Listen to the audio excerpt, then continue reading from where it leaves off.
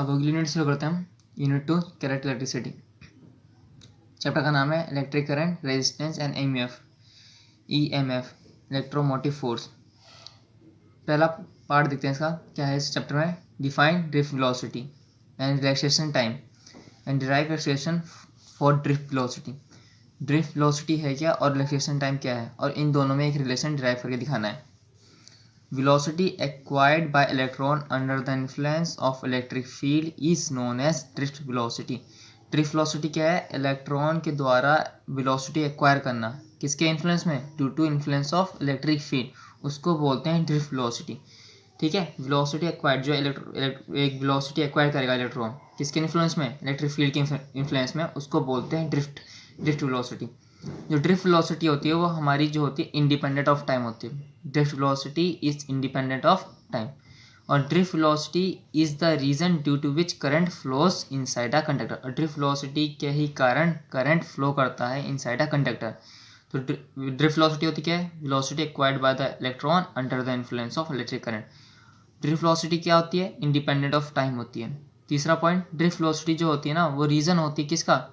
Due to electric current का inside a conductor. Drift velocity is the reason due to which current flows inside a conductor. अब देखते हैं relaxation time क्या है। The time taken between two successive collisions of electron is known as relaxation time. दो electrons के बीच में collision का टाइम लगेगा। The time taken between two successive collision of electron is known as relaxation time. दो electron के बीच में कोलिजन का जितना टाइम लगेगा उसको बोलते हैं रिलैक्सेशन टाइम। ठीक है, अब इनके बीच में हमें क्या रिलेशनशिप ड्राइव करना है, तो हम एक डायग्राम बनाएंगे। ये कंडक्टर है जिसमें इलेक्ट्रॉन्स हैं, इसको वी वोल्ट की बैटरी से कनेक्ट कर दिया, की लगा दिया, करंट फ्लो कर रहा है। हमें पता है करंट के अपोजिट डायरेक्शन में इलेक्ट्रॉन फ्लो करते हैं। तो फोर्स एक्टिंग ऑन इलेक्ट्रॉन पे कितना फोर्स लगा? F इक्वल टू माइनस ई। ये माइनस क्यों है? क्योंकि फोर्स को क्या होता है? क्यू ई होता है। क्या होता है? Force equal to Q e. यहाँ पे चार्ज कितना है? माइनस, इलेक्ट्रॉन का चार्ज कितना? माइनस, तो माइनस ई आ गया स्मॉल ई। तो फोर्स कितना लगा इलेक्ट्रॉन पे? F equal to minus E capital e. Acceleration कितना प्रोड्यूस होगा? F इक्वल टू कितना है? एम है। ठीक है, दोनों F है, दोनों क्वांटिटीज को कंपेयर कर लीजिए।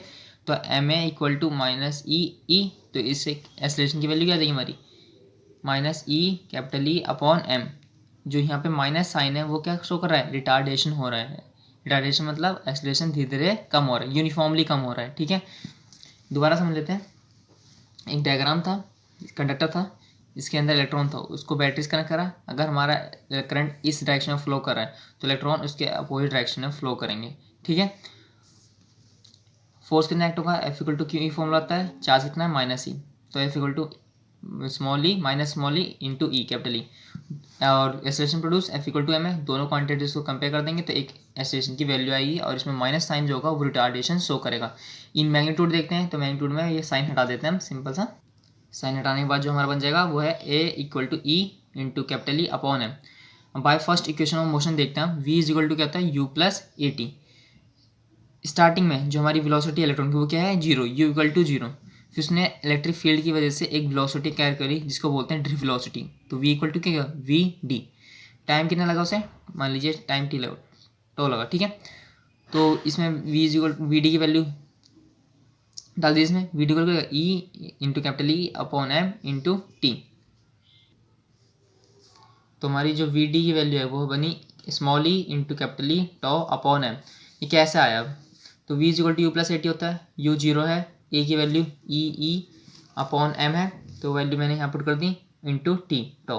तो जो हमारी वी डी की वैल्यू आ गई स्मॉल ई into capital e tau upon M, तो ये आ गई। अगर हम in terms of electric potential देखते हैं तो ई इज इक्वल टू क्या होता है? V upon l. तो सिंपल सा ई को एलिमिनेट करके उसकी जगह वी अपॉन एल रख देगा। तो वी अपॉन एल रखने पर जो हमारा टर्म बन जाएगा वो in terms of electric potential आ जाएगा। तो drift velocity in terms of electric potential क्या है? E V tau upon M L, और in terms of electric field E capital E into tau upon M. तो हमारा रिलेशनशिप किस में आ गया? ड्रिफ्ट वेलोसिटी और रिलैक्सेशन टाइम। ड्रिफ्ट वेलोसिटी और रिलैक्सेशन टाइम, ड्रिफ्ट वेलोसिटी और रिलैक्सेशन टाइम। तो drift velocity directly proportional to किसके है? रिलैक्सेशन टाइम की। ठीक है, अब अगला क्वेश्चन देखते हैं।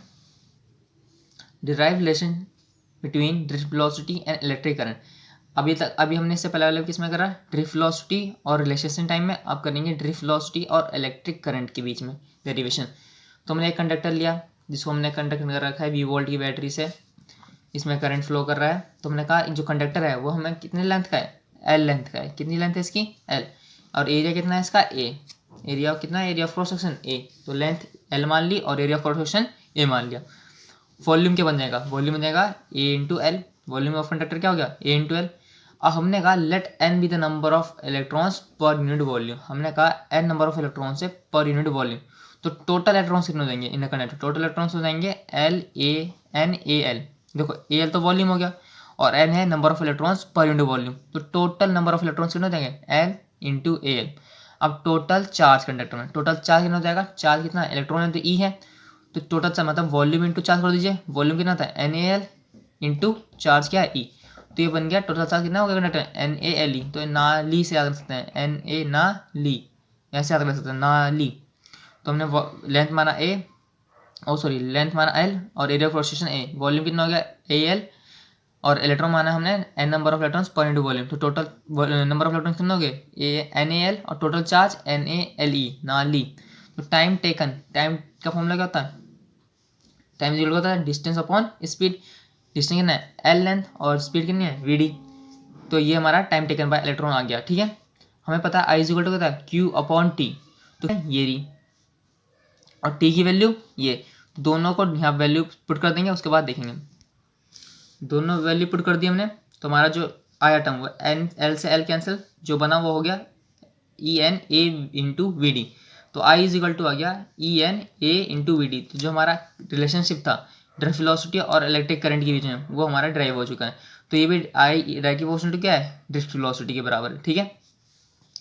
दो डेरिवेशन कर लिए हमने, एक तो रिलेशनशिप किस बीच में निकाला हमने, ड्रिफ्ट वेलोसिटी और रिलेक्सेशन टाइम में, और दूसरा निकाला हमने ड्रिफ्ट वेलोसिटी और इलेक्ट्रिक करंट के। अब अगला देखते हैं, derive Ohm's law using the concept of drift velocity. Ohm's law निकालना है, हमें डिराइव करना है, कहाँ से, ड्रिफ्ट वेलोसिटी को लेकर। तो हमें पता है आई इज इक्वल टू क्या होता है, E N A into we D, ठीक है। नी एन ई नी A would A V D. तो अपने तरफ से याद कर लीजिए, फॉर्मूले याद करने जरूरी हैं, जैसे वो टोटल चार्ज है क्या है, नाली, और आई इज इक्वल टू नी ए वी डी याद कर लो थोड़ा, ठीक है। वी डी की वैल्यू अभी हमने फर्स्ट डेरिवेशन निकाली थी, जिसमें हमने डेरिवेशन करा था कि ड्रिफ्ट वेलोसिटी और किस में इलेक्ट्रिक फील्ड में डेरिवेशन करेंगे। तो हमारा क्या रिलेशन टाइम में derivation, v d equal to a v tau upon M l. तो ये दो हमारे वैल्यू हमने डिराइव कर चुकी है, फर्स्ट एंड सेकेंड। जो वी डी की वैल्यू है वो फर्स्ट इक्वेशन, मतलब टू को फर्स्ट में डाल दीजिए। अब टू को किस में डाल दीजिए, फर्स्ट में। ये इक्वेशन फर्स्ट मान लिया हमने, ये equation second.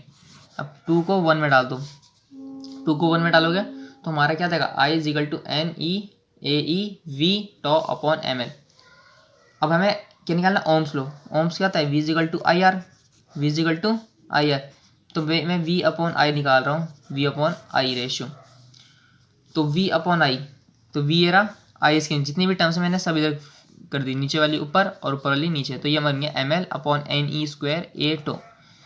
If all physical condition are kept constant, physical quantity मतलब टेम्परेचर वगैरह सब कॉन्स्टेंट रखा होगा मैंने, फिजिकल क्वांटिटीज कॉन्स्टेंट रखी। तो जो मेरा m l n E square a tau है ये कॉन्स्टेंट है। तो ये क्या है, कॉन्स्टेंट, मतलब इसकी वैल्यू एक फिजिकल वैल्यू में चेंज नहीं होगा अगर मैं कुछ और टर्म्स चेंज नहीं करता हूँ।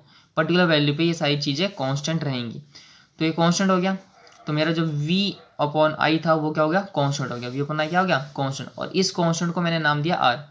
तो हमारा v is equal to I R क्या हो गया, डिराइव हो गया। ये है Ohm's law, v is equal to I R क्या है, ओम्स लॉ। बहुत आसान सा है, दोनों डेरिवेशन में करे थे, एक की वैल्यू यहाँ लिखी, इससे पहले वाली वैल्यू यहाँ रखी।